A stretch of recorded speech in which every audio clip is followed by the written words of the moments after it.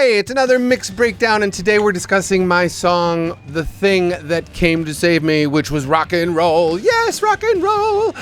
This was a super fun song. Also, it was my 50th song for Music Monday. So just a huge thank you to all of you who have been watching these since last August or have just joined us here on the channel.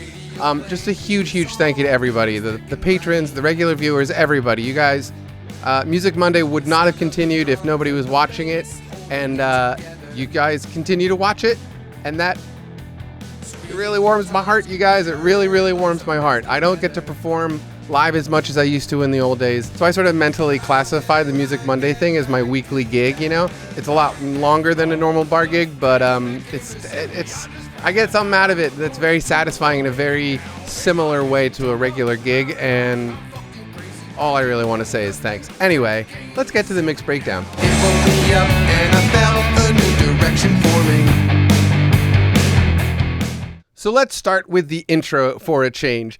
There is a sound at the very top of this song that I'm not sure many of you could properly identify. It was sort of a sneaky trick of mine that I wanted to show you. Let me play it for you really quickly here at the top. This is the sound.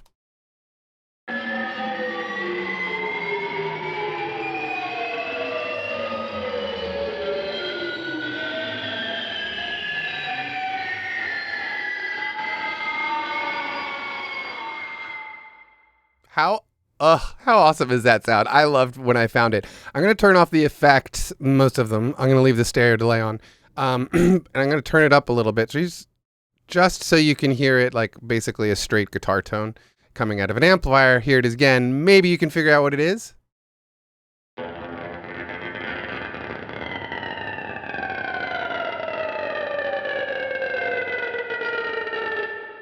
Anybody? Leave a comment if you figure it out before I tell you. All right, so basically what I was doing, I just took my good old-fashioned guitar pick here, and say this is like the low E string on my guitar. I just ran it, vertically across the edge of the string. So I was really just rubbing the windings with the edge of the pick, so it just makes that crazy sound. And as you go down the string, it changes pitch, right? So that was the basic idea that I wanted at the top, but when I turned on this effect right here, the phase tripper, the rate is going to be all the way down to 32 bars, the depth should be at 100%, and the feedback is all the way on. I do have it synced to the tempo, and I think, I might have turned the drive up on one of these two. I'm not sure over here. But basically, the thing that really made that sound was A, me dragging the pick over the strings, and B, this phase tripper here. It's just such a great combination of sort of an organic trick right on the guitar plus a digital effect. So here it is one more time.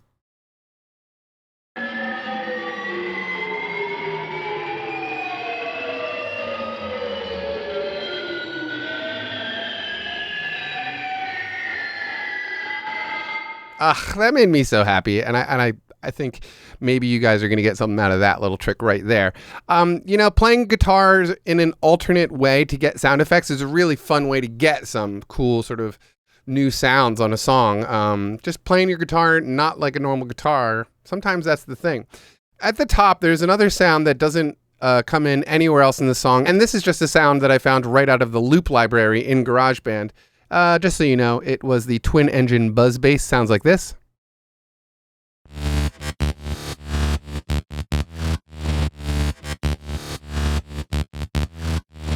This got added to the song kind of late, and it was mostly because I couldn't quite think of anything. I kept trying different ideas at the intro, but nothing I was playing was really working for me, so I dug into the loop library, which is such a great resource if you're trying to find sort of ornamental sounds for your songs. Trust the loop library. Of course, always make sure that the key is set properly in your main project. That way you can actually access those loops and they'll play in the right key.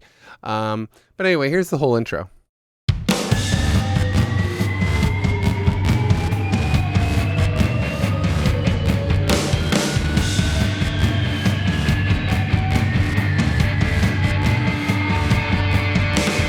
Way back when I... Okay. So one other thing that happened in this intro, and you will notice that a bunch of these tracks are locked. That's because I'm using too many of the Abbey Road reverbs. And when I run too many of them on many channels, it bogs down my computer. So anyway, you're going to see a lot of these channels locked. Even though I have like 26 gigabytes of RAM, it still slows down every now and then. One of the things I did, this is a classic trick. This is a panning trick for the intro guitar part. And I think, yeah, so I'm panning and there's a slight volume increase as well on this section. But just watch this panning trick. You'll see it. So it starts hard left, goes hard right, hard left, and then it slams to the hard right. And so this is what it looks like. Listen to it.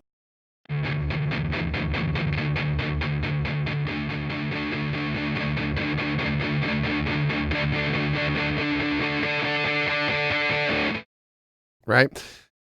Very standard rock and roll trick. Now, one thing that I will say, when you're trying to draw automation lines with points, right, and you want to get a truly vertical line, make sure you zoom out as far as you basically can. I did it pretty far here. But if I wanted to like make it perfect, you pull it in here, and get that back to where it was there. And then we're going to even stretch it out a little bit farther. And it helps to do it incrementally, because if you do it all at once, you'll find like when you zoom all the way in, you won't see the damn thing. So about like that. And then if I zoom back out, it's perfectly straight there now. And it sounds, it'll sound basically the same. Right. Not a big difference, but it does help to zoom all the way out to get the most vertical automation lines that you can. Just a little tip there. On setting automation. So this guitar sound is actually not a stock Garageband sound. I got a free download, a free plugin from, where was it from? Plugin Station. Hold on, let me look at it. I can't even remember right now. Plugin Alliance. Okay, so they do have this amplifier. They have a bunch of free stuff you can download. And this BX Rock Rack V3 player thing is one of them. And I was just having fun playing with it. I downloaded this thing and I was just sitting around rocking out because it's a badass sounding amp sim.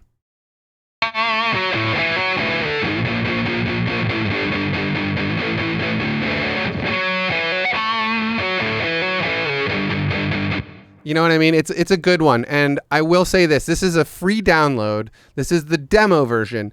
You cannot change any of the parameters that you see on the screen right now. It is, the demo version is, it's the free version. It's not really a demo version.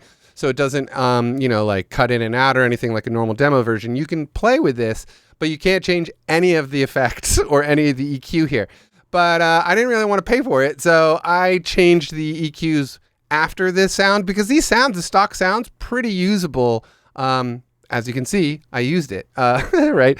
So I did run it through a reverb, the Space Designer here, to get just a basic reverb going.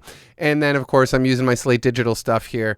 And I think nothing too crazy. I did have to bump it up a lot of bit, like 3.3 dB at 12K.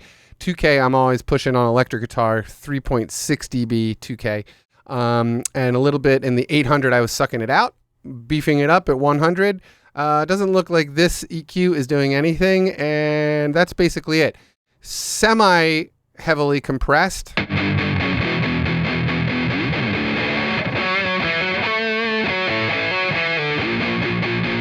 Right? Just because of the type of performance there, I needed it to be compressed properly. So, but those sounds from the Plugin Alliance people, pretty cool. I would definitely recommend it. The BX Rock Rack, totally free. Again, can't change any of the parameters. This song, let's just dive into the chorus, because the chorus is pretty weird, right? I did that because when I sang it with my normal voice, rock and roll is the thing that came to save me, it didn't have any balls. It didn't surprise me. It didn't it didn't sound right. You know what I mean? So like many of you, I'm sure you can make funny sounds with your voices. So in this case, I just went like this. Maybe that's a little exaggerated, but rock and roll, like I shove my jaw forward. I use like a funny voice. I've never really done this in a Garageband and Beyond song. It just sort of seemed like, maybe I'll give it a shot. I layered it 4 times. I don't even think there's a harmony there. Yeah, no harmonies. And Rock and roll, the thing that came to save me. I just found out how I'm going to go make it now. Bang my... So I just want to encourage you guys. I mean, when I listen to this song, I can't help but laugh when I get to the chorus. And a lot of people have commented on how cool the chorus is. And trust me, if I had sung that in my straight voice, you would have all been like, wow, this is a cool song, but it's so wimpy when it gets to the chorus. It just didn't have anything. There was no... Like, it needed some guts. It needed some balls. And so I was like, I'm just going to do that voice and take a shot at it and see what happens. And you guys all seem to like it. So, again, encouraging you to take risks with your music and your choices, things that maybe make you uncomfortable. Maybe that's a good idea. In this case, it was. I was very uncomfortable. Like, when I sat here and listened to this, I was like, oh my gosh, this is not normal. Another thing that I did on this song that was a little bit different, on the verses, I'm using my CAD E100S back there. This thing, you guys, I don't know why I don't use it more often. Every time I pull it out and use it, I'm like, this thing is by far one of the best condenser microphones in my studio. It always sounds like a straight up professional recording studio microphone. All the other microphones that I have, they sound good. I like the microphones that I own, but this one, that thing, it just sounds like the real freaking deal. It really sounds like something, I don't want to say more. Well, yeah, it sounds like something a lot more expensive than it is. The CAD E100S is, not exactly a studio staple, but highly respected in many professional recording studios, and it's affordable. So it's something you could attain in your home. And yeah, if you don't have like a really good condenser microphone for vocals or for guitars or whatever, it's sort of a utility mic. You can use it for anything basically. But you also don't have a huge bank account. Check these things out used. The E100S is a really great microphone. Anyway, back to the point. On the verses, I'm using that microphone. In the choruses, I'm using my SM7B. In fact, the entire song was recorded with the SM7B originally, as far as the vocals are concerned. But at some point, I just realized, man, it isn't cutting it, like as far as what I wanted to hear out of that vocal part in certain sections. The SM7, I love it. I use it all the time, obviously. But in this particular case, it was not the right microphone. So I set that one up, and that was the answer to the problem. No big deal there. Just remember, like, if you're sitting there and you're struggling to get a vocal sound to be right, maybe you want to actually go back, re-record that vocal with a different microphone if you have an option. If you are really sitting there just trying to wring it out with effects and EQ and compression and stuff, and you find yourself just like still struggling to get there, if you have the option to go back and retrack that vocal with a new microphone, I highly recommend it, and that's what happened here. In the choruses, however, I really enjoyed the sound of the SM7B with my voice making that ridiculous Ralph the dog sound. A shattered dream for every fallen star. So again, it's just like another decision-making thing that came like later in the process, and like retracking vocals. I know it's not ideal, but if you're struggling to get there, remember, changing microphones might be the ticket that you need. So on this vocal, nothing too crazy, basically my same setup as per usual. I am starting to put the compressor between 2 EQs now, much like we have seen in the GarageBand plugin presets. It works really nicely, especially for lead vocals. I like it. And I think I'm going to keep doing it where it seems appropriate.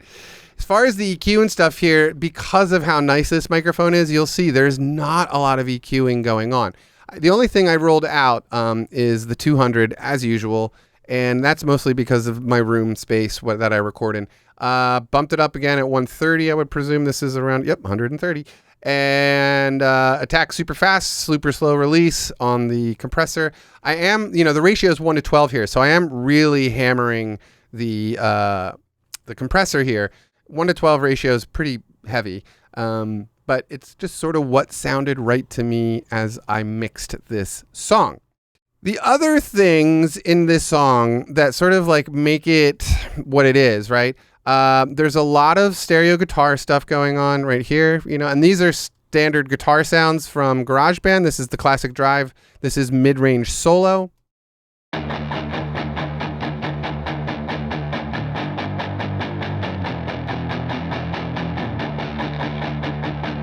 Right?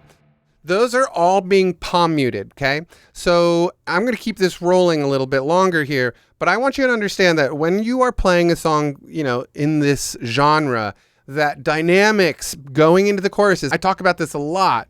The dynamic of going into a chorus is essential. And so as you're palm muting with your right hand as you're chugging with the guitar here, but as you enter like a new section or whatever, you can like let that hand off and like let the strings resonate and vibrate a little bit more.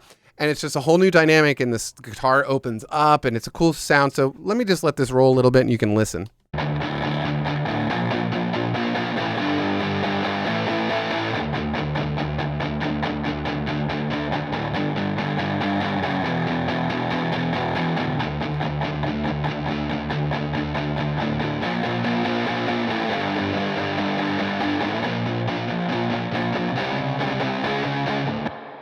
Right? You can hear those like little moments where like my hand is coming off the strings, just gives it a little bit of a swell, right? Just a little tonal shift. So that's something that's like obviously less about mixing and more about the guitar performance itself. Just something I wanted to point out, especially if you're playing this kind of music where you're, chug, chug, chug, chug, chug, chug. Okay, so on the choruses, the guitar parts, let's just play all of the guitar parts. Let's listen to these with the bass because it's all doing it. And let's just listen to the instruments here.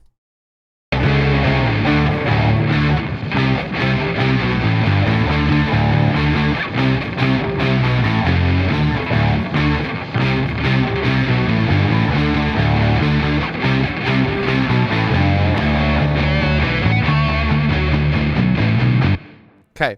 So one of the things that really helps these kinds of songs poke out, if you have like a guitar riff like that, maybe sometimes like the riff is happening inside of a chord and you're having a hard time getting it to just fill out properly. The thing that I like to do in this kind of case is just take one or two guitar tracks, right? Pan them left and right, change the instrument if you can. If you can't change the guitar, change at least the pickup. And, all the other, like the second amp, like one amp on the left will have one cabinet, one amp on the right will have another cabinet, virtual cabinets, of course. But what I'm talking about is if you have some sort of riff that's happening inside a chord progression, which is exactly how this actually started out, and it just wasn't translating well. Play them as individual notes. Take a separate guitar track, one or two of them, and play those individual notes that you want to hear, right? You're going to end up layering some more tracks. Yeah, but it's going to give you that like epic rock song thing. It's just like you gotta, if you want to hear it, you got to play it kind of a thing. You're never going to get it out of your performance if you haven't gotten it already. You know what I'm saying? So yeah, let's just listen to that chorus a little bit all together. Rock and roll, the thing that came to save me. I just found out how I'm going to go make it now. Bang my hand. Right. And in fact, so like what I mean by it wasn't played, or it was played that way originally, in the choruses, it's like I'm doing double stops. I think it's on this one.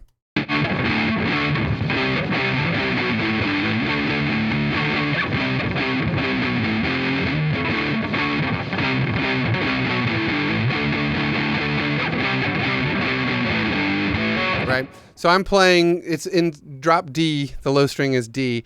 So I'm just hammering, I got my finger over the low E, which is now a D string, and the A string, right? So that's what I mean by double stops. I'm playing those two strings at once. Just because of how all over the neck that particular guitar part is, there's a lot of jumping. I like in my memory, it's like the lowest one is the 3rd fret, but the beginning of it's up at the 12th fret. So dun dun dun dun dun dun dun dun dun dun dun. That lowest one is the 3rd fret. To get all the way up to the 12th fret accurately and in time is sort of a struggle for me and for a lot of guitar players. So what I did was just figure out a single position where I could just play just the root notes of that, right? And this is like me talking about this one topic a little bit too long, but I'll just show you. This is what I did.